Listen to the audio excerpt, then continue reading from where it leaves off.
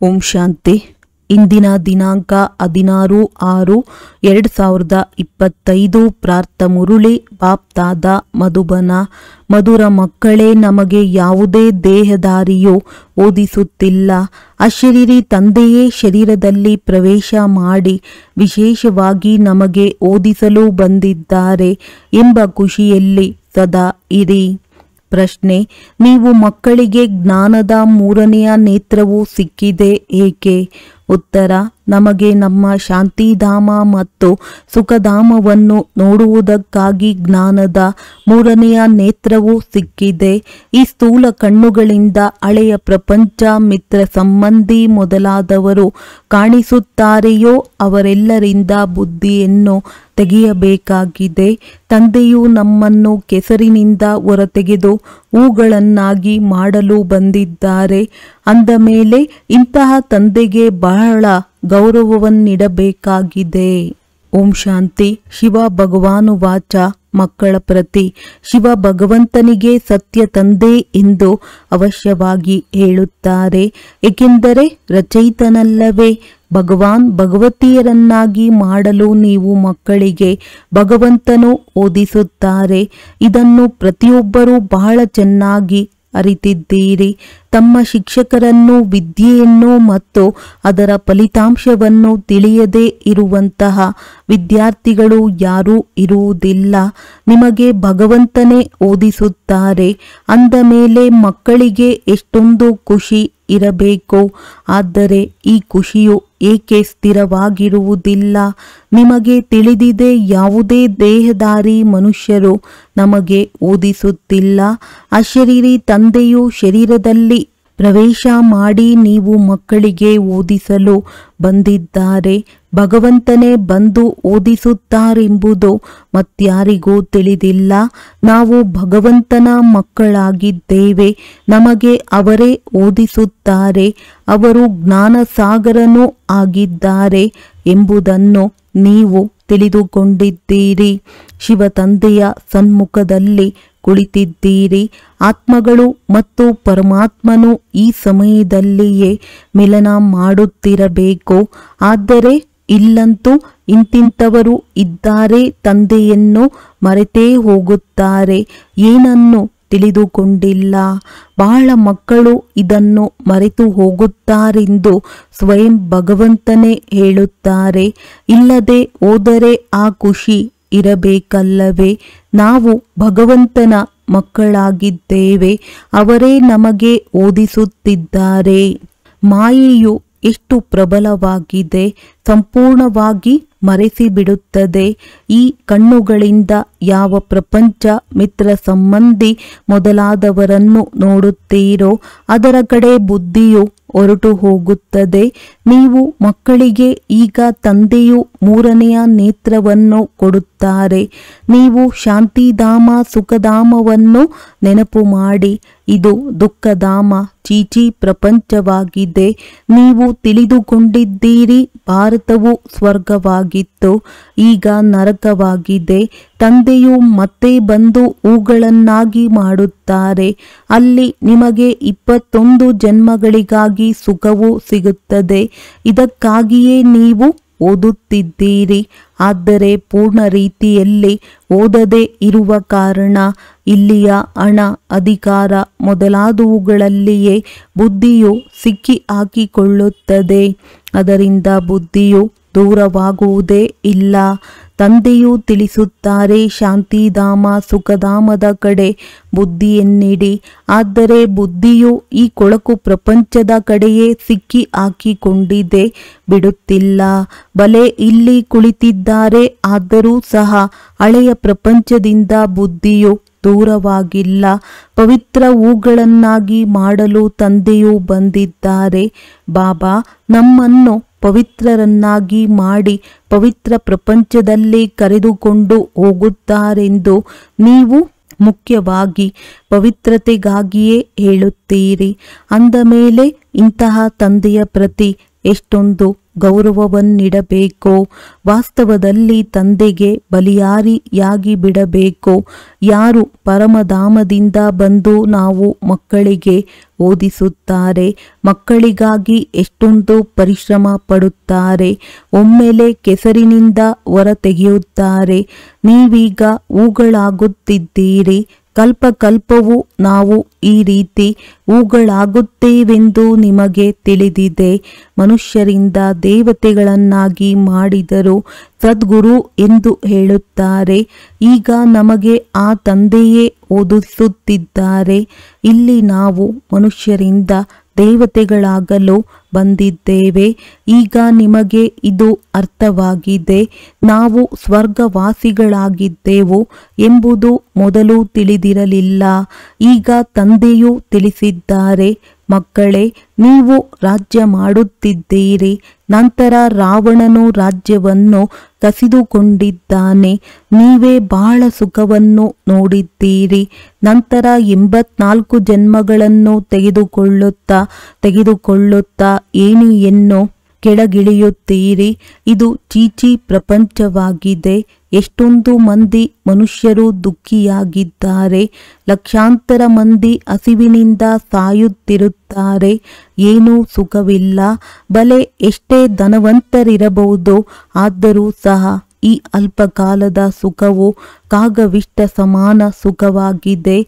ಇದಕ್ಕೆ ವಿಷಯ ವೈತರಣಿ ನದಿಯೆಂದು ಹೇಳಲಾಗುತ್ತದೆ.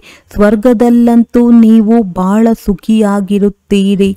ನೀವೀಗ ಶ್ಯಾಮರಿಂದ ಸುಂದರರಾಗುತ್ತೀರಿ. ನೀವೀಗ ತಿಳಿದುಕೊಂಡಿದ್ದೀರಿ, ನಾವೇ ದೇವತೆಗಳಾಗಿದ್ದೆವು. ನಂತರ ಪುನರ್ಜನ್ಮವನ್ನು ತೆಗೆದುಕೊಳ್ಳುತ್ತಾ ಇಂದು ವೇಶ್ಯಾಲಯದಲ್ಲಿದ್ದೇವೆ. ಈಗ ಪುನಃ ನಿಮ್ಮನ್ನು ತಂದೆಯು ಶಿವಾಲಯದಲ್ಲಿ ಕರೆದುಕೊಂಡು ಹೋಗುತ್ತಾರೆ. ಶಿವ ತಂದೆಯು ಸ್ವರ್ಗದ ಸ್ಥಾಪನೆ ಮಾಡುತ್ತಿದ್ದಾರೆ. ನಿಮಗೆ ವಿದ್ಯೆಯನ್ನು ಓದಿಸುತ್ತಿದ್ದಾರೆ. ಅಂದ ಮೇಲೆ ಚೆನ್ನಾಗಿ ಓದಬೇಕಲ್ಲವೇ?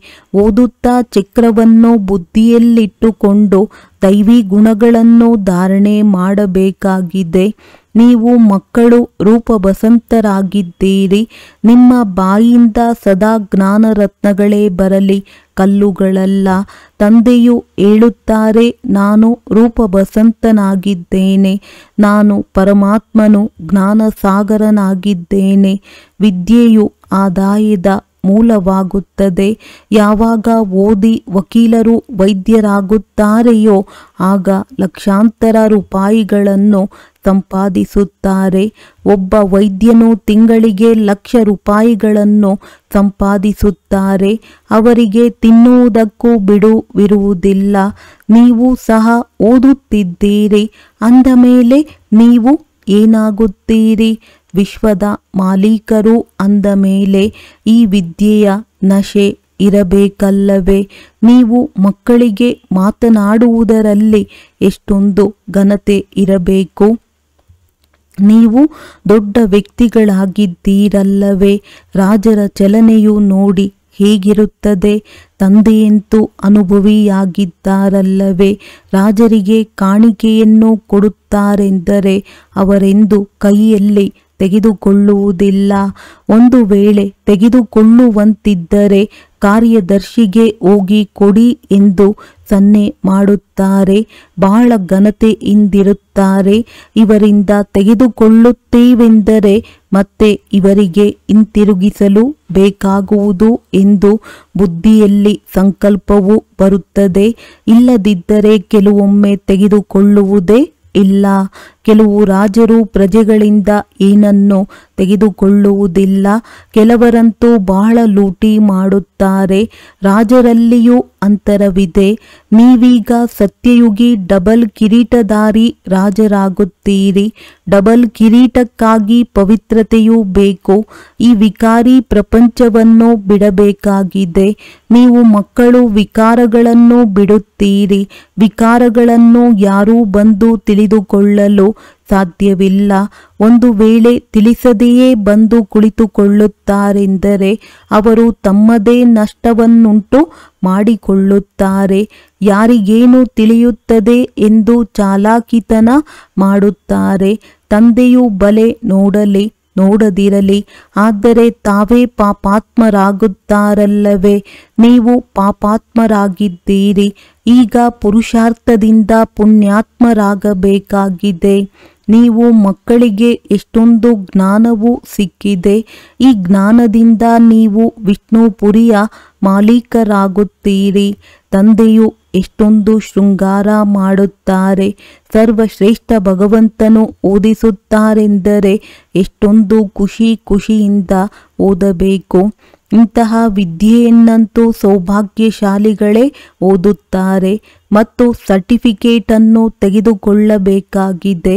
ತಂದೆಯು ಹೇಳುತ್ತಾರೆ, ನೀವಿಲ್ಲಿ ಓದುತ್ತೀರಿ, ಬುದ್ಧಿಯು ಅಲೆಯುತ್ತಿರುತ್ತದೆ. ಅಂದ ಮೇಲೆ ಏನಾಗುತ್ತೀರಿ? ಲೌಕಿಕ ತಂದೆಯೂ ಸಹ ಈ ಸನ್ನಿವೇಶದಲ್ಲಿ ನೀವು ಅನುತ್ತೀರ್ಣರಾಗಿ ಬಿಡುತ್ತೀರೆಂದು ಹೇಳುತ್ತಾರಲ್ಲವೇ.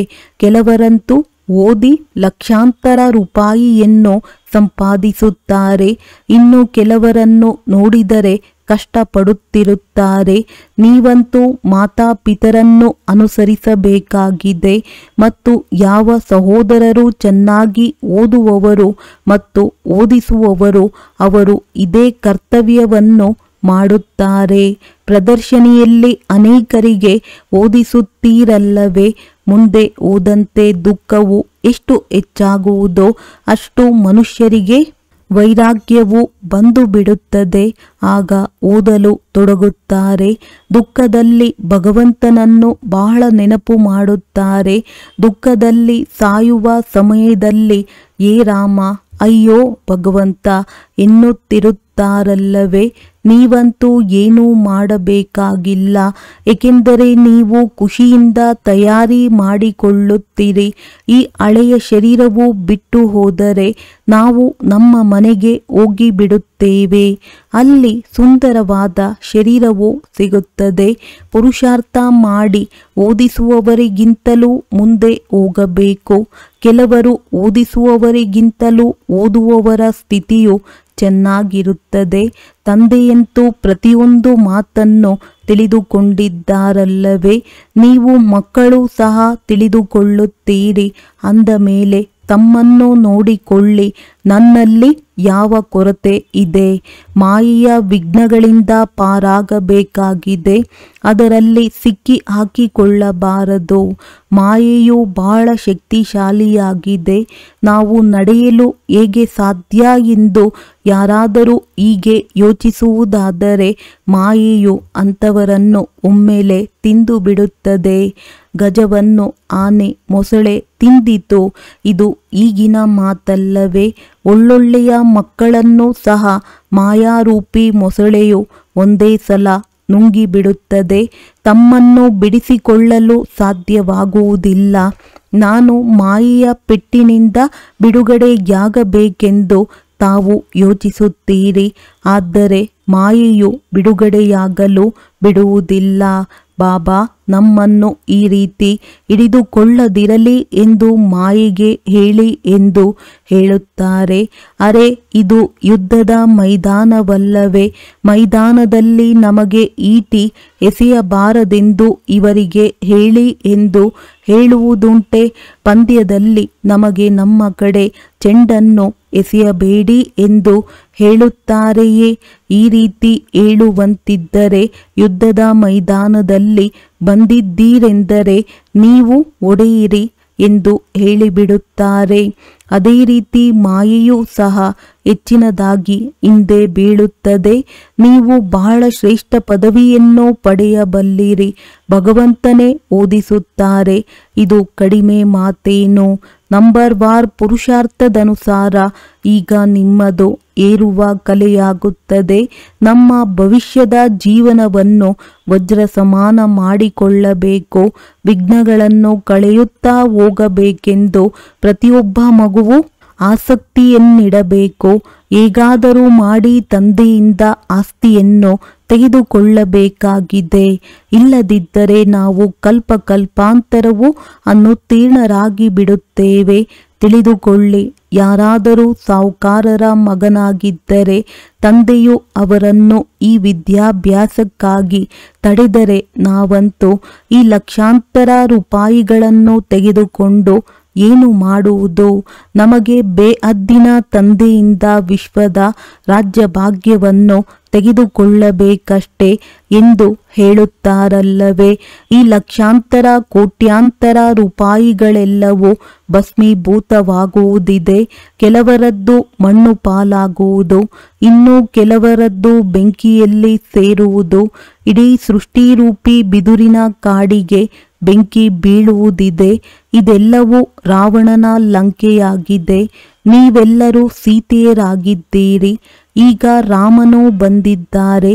ಇಡೀ ಧರಣಿಯೇ ಒಂದು ದ್ವೀಪವಾಗಿದೆ. ಈ ಸಮಯವು ರಾವಣ ರಾಜ್ಯವಾಗಿದೆ. ತಂದೆಯು ಬಂದು ರಾವಣ ರಾಜ್ಯವನ್ನು ಸಮಾಪ್ತಿ ಮಾಡಿಸಿ ನಿಮ್ಮನ್ನು ರಾಮರಾಜ್ಯದ ಮಾಲೀಕರನ್ನಾಗಿ ಮಾಡುತ್ತಾರೆ. ನಿಮಗೆ ಆಂತರಿಕವಾಗಿ ಬಹಳ ಖುಷಿ ಇರಬೇಕು.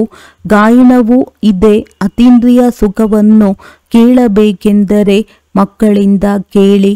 ನೀವು ಪ್ರದರ್ಶನಿಯಲ್ಲಿ ತಮ್ಮ ಸುಖದ ಅನುಭವವನ್ನು ತಿಳಿಸುತ್ತೀರಲ್ಲವೇ?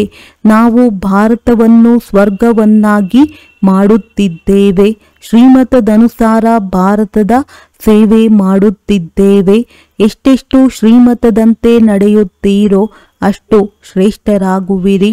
ನಿಮಗೆ ಮತ ಕೊಡುವವರು ಅನೇಕರು ಬರುತ್ತಾರೆ. ಆದ್ದರಿಂದ ಅವರನ್ನು ಪರಿಶೀಲಿಸಬೇಕಾಗಿದೆ. ತಮ್ಮನ್ನು ಸಂಭಾಲನೆ ಮಾಡಿಕೊಳ್ಳಬೇಕು. ಕೆಲವೊಂದು ಕಡೆ ಮಾಯೆಯು ಗುಪ್ತವಾಗಿ ಪ್ರವೇಶ ಮಾಡುತ್ತದೆ. ನೀವು ವಿಶ್ವದ ಮಾಲೀಕರಾಗುತ್ತೀರೆಂದರೆ ಬಹಳ ಖುಷಿ ಇರಬೇಕು. ಬಾಬಾ, ನಾವು ತಮ್ಮಿಂದ ಸ್ವರ್ಗದ ಆಸ್ತಿಯನ್ನು ತೆಗೆದುಕೊಳ್ಳಲು ಬಂದಿದ್ದೇವೆ. ಸತ್ಯನಾರಾಯಣನ ಕಥೆಯನ್ನು ಕೇಳಿ. ನಾವು ನರನಿಂದ ನಾರಾಯಣ, ನಾರಿಯಿಂದ ಲಕ್ಷ್ಮಿಯಾಗುತ್ತೇವೆಂದು ಹೇಳುತ್ತೀರಿ. ನೀವೆಲ್ಲರೂ ಕೈ ಎತ್ತುತ್ತೀರಿ. ನಾವು ಸಂಪೂರ್ಣ ತೆಗೆದುಕೊಂಡೇ ತೋರಿಸುತ್ತೇವೆ. ಇಲ್ಲದಿದ್ದರೆ ನಾವು ಕಲ್ಪಾಂತರ ಕಳೆದುಕೊಂಡು ಬಿಡುತ್ತೇವೆ. ಆದ್ದರಿಂದ ಯಾವುದೇ ವಿಘ್ನ ಬಂದರೂ ಸಹ ನಾವು ಅದನ್ನು ಗೆಲ್ಲುತ್ತೇವೆ. ಇಷ್ಟು ಸಾಹಸವು ನಿಮ್ಮಲ್ಲಿರಬೇಕು. ನೀವು ಇಷ್ಟು ಸಾಹಸವನ್ನು ತೋರಿಸಿದ್ದೀರಲ್ಲವೇ? ಯಾರಿಗೆ ಆಸ್ತಿಯು ಸಿಗುತ್ತದೆಯೋ ಅವರನ್ನೇಕೆ ಬಿಡುತ್ತೀರಿ? ಕೆಲವರಂತೂ ಸ್ಥಿರವಾಗಿ ನಿಂತರು, ಇನ್ನು ಕೆಲವರು ಹೊರಟು ಹೋದರು. ಒಳ್ಳೊಳ್ಳೆಯ ಮಕ್ಕಳನ್ನು ಸಹ ಮಾಯೆಯು ತಿಂದು ಬಿಟ್ಟಿತು. ಮಾಯ ಹೆಬ್ಬಾವು ತಿಂದು ಎಲ್ಲವನ್ನು ನುಂಗಿಬಿಟ್ಟಿತು. ಈಗ ತಂದೆಯು ತಿಳಿಸುತ್ತಾರೆ, ಏ ಆತ್ಮಗಳೇ, ಬಹಳ ಪ್ರೀತಿಯಿಂದ ತಿಳಿಸುತ್ತಾರೆ. ನಾನು ಪತಿತ ಪ್ರಪಂಚದಲ್ಲಿ ಬಂದು ಇದನ್ನು ಪಾವನ ಪ್ರಪಂಚವನ್ನಾಗಿ ಮಾಡುತ್ತೇನೆ. ಈಗ ಪತಿತ ಪ್ರಪಂಚದ ಮೃತ್ಯುವು ಸನ್ಮುಖದಲ್ಲಿ ನಿಂತಿದೆ. ನಾನೀಗ ನಿಮ್ಮನ್ನು ರಾಜಾದಿರಾಜರನ್ನಾಗಿ ಮಾಡುತ್ತೇನೆ. ಈಗ ಪತಿತ ರಾಜರಿಗೂ ಸಹ ರಾಜರಾಗುವಿರಿ. ಸಿಂಗಲ್ ಕಿರೀಟಧಾರಿ ರಾಜರು ಡಬಲ್ ಕಿರೀಟಧಾರಿ ರಾಜರಿಗೆ ತಲೆ ಏಕೆ ಬಾಗುತ್ತಾರೆ? ಏಕೆಂದರೆ ಅರ್ಧ ಕಲ್ಪದ ನಂತರ ಯಾವಾಗ ಇವರ ಪವಿತ್ರತೆಯು ಸಮಾಪ್ತಿಯಾಗುತ್ತದೆಯೋ ಆಗ ರಾವಣ ರಾಜ್ಯದಲ್ಲಿ ಎಲ್ಲರೂ ವಿಕಾರಿಗಳು ಮತ್ತು ಪೂಜಾರಿಗಳಾಗುತ್ತಾರೆ. ಆದ್ದರಿಂದ ತಂದೆಯು ಮಕ್ಕಳಿಗೆ ತಿಳಿಸುತ್ತಾರೆ, ಮಕ್ಕಳೇ, ಯಾವುದೇ ತಪ್ಪನ್ನು ಮಾಡಬೇಡಿ, ಮರೆತು ಹೋಗಬೇಡಿ. ಒಳ್ಳೆಯ ರೀತಿಯಲ್ಲಿ ಓದಿ. ಪ್ರತಿನಿತ್ಯವೂ ಮುರುಳಿಯನ್ನು ಕೇಳಲು ಸಾಧ್ಯವಾಗದಿದ್ದರೆ ತಂದೆಯು ಎಲ್ಲ ಪ್ರಬಂಧಗಳನ್ನು ಮಾಡುತ್ತಾರೆ. 7 ದಿನಗಳ ಕೋರ್ಸನ್ನು ತೆಗೆದುಕೊಳ್ಳಿ. ಅದರಿಂದ ಮುರುಳಿಯನ್ನು ಸಹಜವಾಗಿ ಅರ್ಥ ಮಾಡಿಕೊಳ್ಳಬಹುದು. ಎಲ್ಲಿಗೆ ಹೋದರೂ ಸಹ ಕೇವಲ 2 ಶಬ್ದಗಳನ್ನು ನೆನಪು ಮಾಡಿ. ಇದು ಮಹಾಮಂತ್ರವಾಗಿದೆ. ತಮ್ಮನ್ನು ಆತ್ಮನೆಂದು ತಿಳಿದು ತಂದೆಯನ್ನು ನೆನಪು ಮಾಡಿ. ಯಾವುದೇ ವಿಕರ್ಮ ಅಥವಾ ಪಾಪಕರ್ಮವು ದೇಹಾಭಿಮಾನದಲ್ಲಿ ಬರುವುದರಿಂದಲೇ ಆಗುತ್ತದೆ. ವಿಕರ್ಮಗಳಿಂದ ಪಾರಾಗಲು ಬುದ್ಧಿಯ ಪ್ರೀತಿಯು ಒಬ್ಬ ತಂದೆಯೊಂದಿಗಿರಲಿ, ಯಾವುದೇ ದೇಹಧಾರಿಯೊಂದಿಗೆ ಅಲ್ಲ.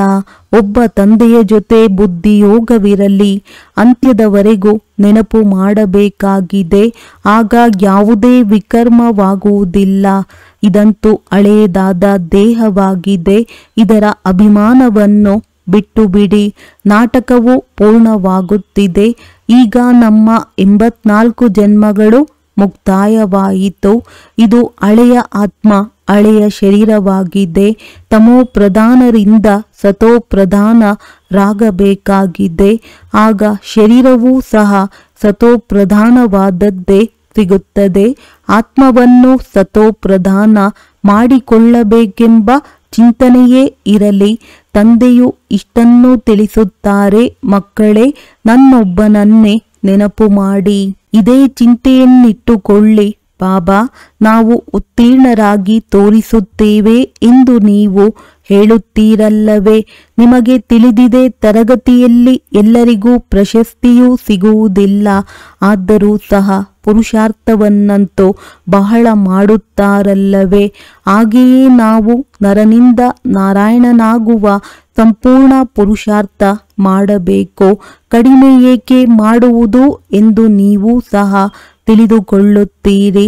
ಇಲ್ಲಿ ಯಾವುದೇ ಮಾತಿನ ಚಿಂತೆ ಇಲ್ಲ. ಯೋಧರೆಂದು ಚಿಂತೆ ಮಾಡುವುದಿಲ್ಲ. ಬಾಬಾ, ಬಹಳಷ್ಟು ಬಿರುಗಾಳಿಗಳು, ಸ್ವಪ್ನಗಳು ಇತ್ಯಾದಿ ಬರುತ್ತವೆ ಎಂದು ಕೆಲವರು ಹೇಳುತ್ತಾರೆ. ಇದೆಲ್ಲವೂ ಆಗಿಯೇ ಆಗುವುದು. ನೀವು ಒಬ್ಬ ತಂದೆಯನ್ನು ನೆನಪು ಮಾಡುತ್ತಾ ಇರಿ. ನೀವು ಒಬ್ಬ ಶತ್ರುವಿನ ಮೇಲೆ ಜಯ ಗಳಿಸಬೇಕಾಗಿದೆ. ಕೆಲವೊಮ್ಮೆ ಚಿತ್ತ ಮನಸ್ಸಿನಲ್ಲಿಯೂ ಇರದಂತಹ ಸ್ವಪ್ನಗಳು ಬರುತ್ತವೆ. ಇದೆಲ್ಲವೂ ಮಾಯೆಯಾಗಿದೆ. ನಾವು ಮಾಯೆಯನ್ನು ಗೆಲ್ಲುತ್ತೇವೆ. ಅರ್ಧಕಲ್ಪಕ್ಕಾಗಿ ಶತ್ರುವಿನಿಂದ ರಾಜ್ಯವನ್ನು ಪಡೆಯುತ್ತೇವೆ. ನಮಗೆ ಯಾವುದೇ ಚಿಂತೆ ಇಲ್ಲ. ಸಾಹಸವಂತರು ಎಂದು ಹೂ ಎನ್ನುವುದಿಲ್ಲ. ಯುದ್ಧಕ್ಕೆ ಬಹಳ ಖುಷಿಯಿಂದ ಹೋಗುತ್ತಾರೆ. ನೀವಂತೂ ಇಲ್ಲಿ ಬಹಳ ಆರಾಮವಾಗಿ ತಂದೆಯಿಂದ ಬಹಳ ಆಸ್ತಿಯನ್ನು ತೆಗೆದುಕೊಳ್ಳುತ್ತೀರಿ.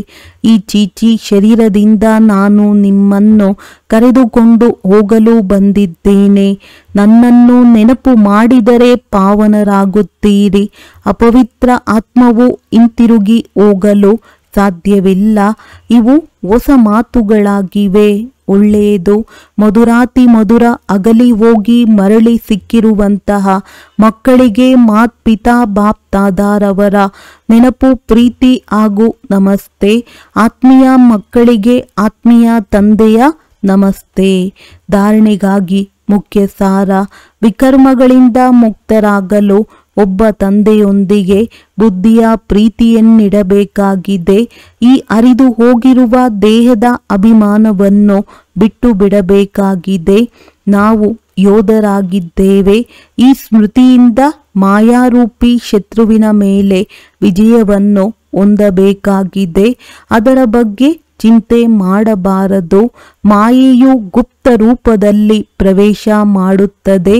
ಆದ್ದರಿಂದ ಅದನ್ನು ಪರಿಶೀಲಿಸಬೇಕು ಮತ್ತು ತಮ್ಮನ್ನು ರಕ್ಷಣೆ ಮಾಡಿಕೊಳ್ಳಬೇಕಾಗಿದೆ. ವರದಾನ: ಮನಸ, ವಾಚ ಮತ್ತು ಕರ್ಮಣದ ಪವಿತ್ರತೆಯಲ್ಲಿ ಸಂಪೂರ್ಣ ಮಾರ್ಕ್ಸ್ ಪಡೆಯುವಂತವರು ನಂಬರ್ 1 ಆಜ್ಞಾಕಾರಿ ಭವ. ಮನಸ ಪವಿತ್ರತೆ ಅರ್ಥಾತ್ ಸಂಕಲ್ಪದಲ್ಲಿಯೂ ಸಹ ಅಪವಿತ್ರತೆಯ ಸಂಸ್ಕಾರ ಇಮರ್ಜ್ ಆಗಬಾರದು. ಸದಾ ಆತ್ಮಿಕ ಸ್ವರೂಪ ಅರ್ಥಾತ್ ಸಹೋದರ ಬಾಯಿಯ ಶ್ರೇಷ್ಠ ಸ್ಮೃತಿ ಇರಬೇಕು. ವಾಚಾದಲ್ಲಿ ಸದಾ ಸತ್ಯತೆ ಮತ್ತು ಮಧುರತೆ ಇರಬೇಕು. ಕರ್ಮಣದಲ್ಲಿ ಸದಾ ನಮ್ರತೆ, ಸಂತುಷ್ಟತೆ ಮತ್ತು ಹರ್ಷಿತ ಮುಖತೆ ಇರಬೇಕು. ಇದರ ಆಧಾರದ ಮೇಲೆ ನಂಬರ್ ದೊರಕುವುದು ಮತ್ತು ಈ ರೀತಿಯ ಸಂಪೂರ್ಣ ಪವಿತ್ರ ಆಜ್ಞಾಕಾರಿ ಮಕ್ಕಳ ಗುಣಗಾನವನ್ನು ತಂದೆಯೂ ಸಹ ಮಾಡುತ್ತಾರೆ. ಅಂಥವರೇ ತಮ್ಮ ಪ್ರತಿಯೊಂದು ಕರ್ಮದಿಂದ ತಂದೆಯ ಕರ್ತವ್ಯವನ್ನು ಸಿದ್ಧ ಮಾಡುವಂತಹ ಸಮೀಪ ರತ್ನ ಆಗಿದ್ದಾರೆ. ಸ್ಲೋಗನ್: ಸಂಬಂಧ, ಸಂಪರ್ಕ ಮತ್ತು ಸ್ಥಿತಿಯಲ್ಲಿ ಲೈಟ್ ಆಗಿ ದಿನಚರ್ಯೆಯಲ್ಲಿ ಅಲ್ಲ. ಅವ್ಯಕ್ತ ಸೂಚನೆಗಳು ಆತ್ಮಿಕ ಸ್ಥಿತಿಯಲ್ಲಿರುವಂತಹ ಅಭ್ಯಾಸ ಮಾಡಿ ಅಂತರ್ಮುಖಿಯಾಗಿರಿ.